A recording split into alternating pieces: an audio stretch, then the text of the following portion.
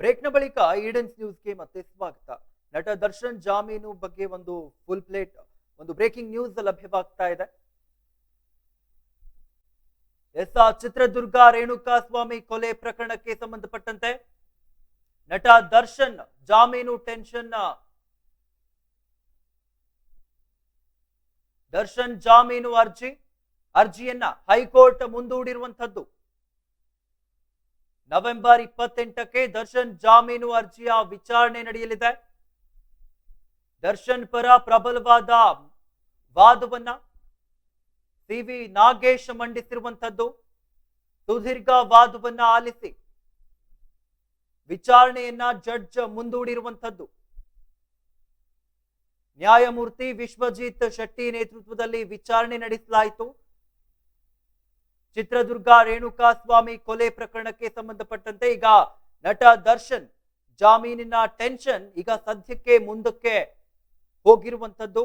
ದರ್ಶನ್ ಜಾಮೀನು ಅರ್ಜಿಯನ್ನ high court ಮುಂದೂಡಿರುವಂತದ್ದು. November 28ಕ್ಕೆ Darshan ಜಾಮೀನು ಅರ್ಜಿಯ ವಿಚಾರಣೆ ನಡೆಯಲಿದೆ ಎಂಬುದಾಗಿ ಮಾಹಿತಿಗಳು ಲಭ್ಯವಾಗ್ತಾ ಇರುವಂತದ್ದು. ದರ್ಶನ್ ಪರ ಪ್ರಬಲ ವಾದವನ್ನ ಸಿವಿ ನಾಗೇಶ್ ಮಂಡಿಸಿರುವಂತದ್ದು. ಇನ್ನು ಸುದೀರ್ಘವಾದ ವಾದವನ್ನ ಆಲಿಸಿ ಜಡ್ಜ್ ವಿಚಾರಣೆಯನ್ನ ಮುಂದೂಡಿರುವಂತದ್ದು. ನ್ಯಾಯಮೂರ್ತಿ ವಿಶ್ವಜಿತ್ ಶೆಟ್ಟಿ ನೇತೃತ್ವದಲ್ಲಿ ವಿಚಾರಣೆ ನಡೆಸಲಾಗಿರುವಂತದ್ದು.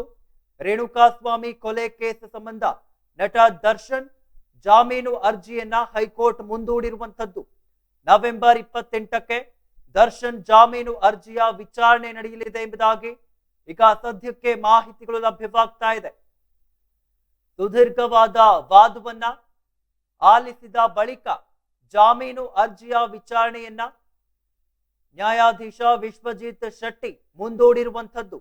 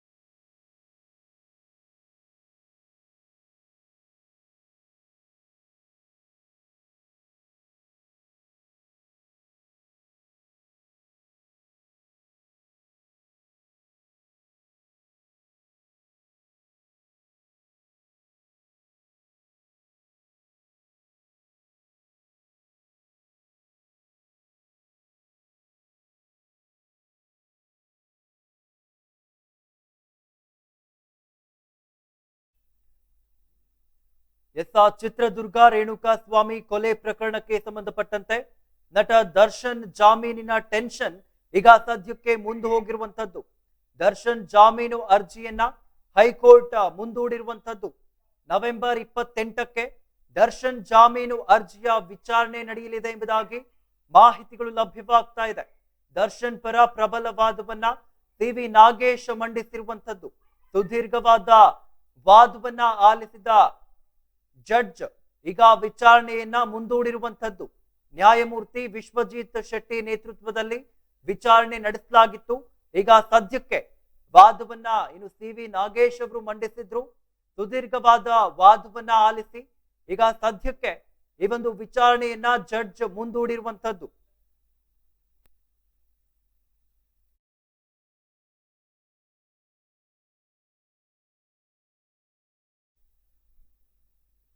ಚಿತ್ರದುರ್ಗ ರೇಣುಕಾಸ್ವಾಮಿ ಕೊಲೆ ಪ್ರಕರಣಕ್ಕೆ ಸಂಬಂಧಪಟ್ಟಂತೆ ನಟ ದರ್ಶನ್ ಜಾಮೀನಿನ ಟೆನ್ಷನ್ ಈಗ ಸದ್ಯಕ್ಕೆ ಮುಂದಕ್ಕೆ ಹೋಗಿರುವಂತದ್ದು. ಇದಕ್ಕೆ ಸಂಬಂಧಪಟ್ಟಂತೆ ಹೆಚ್ಚಿನ ಮಾಹಿತಿಯನ್ನ ನೀಡಲು ನಮ್ಮ ಜೊತೆಗೆ ವರದಿಗಾರ ಚಂದ್ರು ಜಾಯಿನ್ ಆಗಿದ್ದಾರೆ. ಎಸ್ ಚಂದ್ರು, ಇನ್ನು ನೋಡ್ತಾ ಇದ್ವಿ ಚಿತ್ರದುರ್ಗ ರೇಣುಕಾಸ್ವಾಮಿ ಕೊಲೆ ಪ್ರಕರಣಕ್ಕೆ ಸಂಬಂಧಪಟ್ಟಂತೆ ನಟ ದರ್ಶನ್ ಜಾಮೀನಿನ ಟೆನ್ಷನ್ ಈಗ ಸದ್ಯಕ್ಕೆ ಮುಂದೆ ಹೋಗಿರುವಂತದ್ದು. ಏನಿದೆ ಇದ್ರ ಬಗ್ಗೆ ಹೆಚ್ಚಿನ ಮಾಹಿತಿ? ಈ ಒಂದು ಏನೋ ರೇಣುಕಾಸ್ವಾಮಿ ಹತ್ಯೆ ಒಂದು ವಿಚಾರದಲ್ಲಿ ಈಗಾಗಲೇ ಇವತ್ತಿನ ದಿವಸ ಏನೋ ವಾದ ವಿವಾದಗಳನ್ನ ಸುಪ್ರೀಂ ಕೋರ್ಟ್ ನಲ್ಲಿ ಏನೋ ದರ್ಶನ್ ಪರ ವಕೀಲರು ಮತ್ತೆ ಸ್ಪೆಷಲ್ ಪಬ್ಲಿಕ್ ಪ್ರಾಸಿಕ್ಯೂಟರ್ ಅಂತ ಏನೋ ವಾದ ವಿವಾದಗಳನ್ನ ಮಾಡಿದ್ರು. ಒಂದಷ್ಟು ರೇಣುಕಾಸ್ವಾಮಿ ಹತ್ಯೆ ದಿನದಲ್ಲಿ ಏನೋ ಕಿಡ್ನಾಪ್ ಮಾಡಿದ್ದಕ್ಕೆ ಎಲ್ಲೂ ಕೂಡ ಸಾಕ್ಷ್ಯಗಳಿಲ್ಲ ಅನ್ನೋದಾಗಿ ಕೊಲೆ ಆರೋಪಿ ಏನೋ ದರ್ಶನ್ ಪರ ಸಿ ವಿ ನಾಗೇಶ್ ವಾದವನ್ನ ಮಾಡಿರ್ತಕ್ಕಂಥದ್ದು. ಮತ್ತೆ ದರ್ಶನ್ ಪರ ಪೂರ್ಣ ಪ್ರಮಾಣದ ಬೇಲ್ ಅರ್ಜಿಯನ್ನ ಮಾಡಿರ್ತಕ್ಕಂಥದ್ದು. ಮತ್ತೆ ಕಿಡ್ನಾಪ್ ಮಾಡಿದ ಎಲ್ಲೂ ಕೂಡ ಸಾಕ್ಷ್ಯಗಳಿಲ್ಲ ಎಂದು ವಾದವನ್ನ ಮಾಡಿದ್ದಾರೆ. ಮತ್ತೆ ಇದು ದರ್ಶನ್ ಧರಿಸಿದ ಚಪ್ಪಲಿ ಏನೋ ನೀಡುತ್ತೇನೆ ಅನ್ನೋ ಒಂದು ಹೇಳಿಕೆಯನ್ನ ನೀಡಿದ್ದಾರೆ ಅಂತ ಒಂದು ಮಾಹಿತಿ ಇದೆ.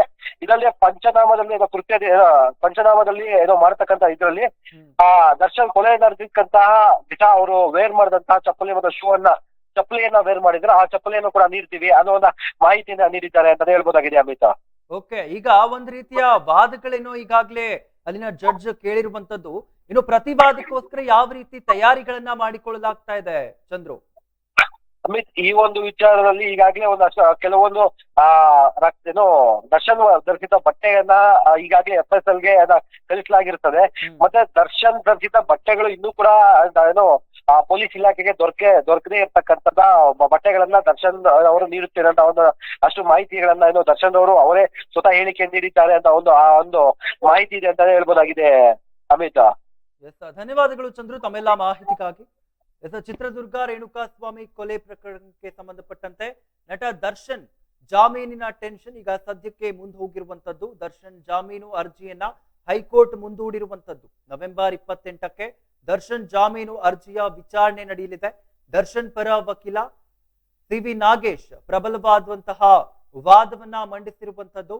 ಇನ್ನು ಸುದೀರ್ಘವಾದ ವಾದವನ್ನ ಈಗಾಗಲೇ ಜಡ್ಜ್ ಆಲಿಸಿರುವಂತದ್ದು. ಇದರ ಮುಂದೆ ಯಾವ ರೀತಿಯಾಗಿ ವಿಚಾರಣೆಗಳನ್ನ ಕೈಗೊಳ್ಳಲಾಗುತ್ತೆ ಎಂಬುದಾಗಿ ಕಾದ್ ನೋಡ್ಬೇಕಾಗಿರುವಂತದ್ದು.